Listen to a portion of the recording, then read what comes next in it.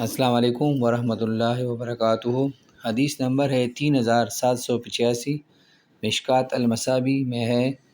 حضرت بہس بن حکیم اپنے والد سے اور وہ اپنے دادا سے روایت کرتے ہیں کہ نبی صلی اللہ علیہ وآلہ وسلم نے ایک آدمی کو تہمت پر قید میں رکھا۔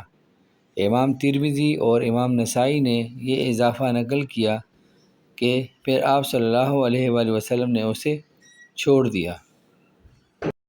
سورہ نور میں اللہ تعالیٰ فرماتے ہیں، اگر کسی نے کسی پر زنا کی تہمت لگائی اور پھر 4 گواہ اس پر پیش نہ کر سکا تو جس نے تہمت لگائی ہے اس کو 80 کوڑے مارے جائیں، اور پھر کبھی مستقبل میں اس کی کوئی الزام قبول نہ کیا جائے، کیونکہ یہ فاسق لوگ ہیں۔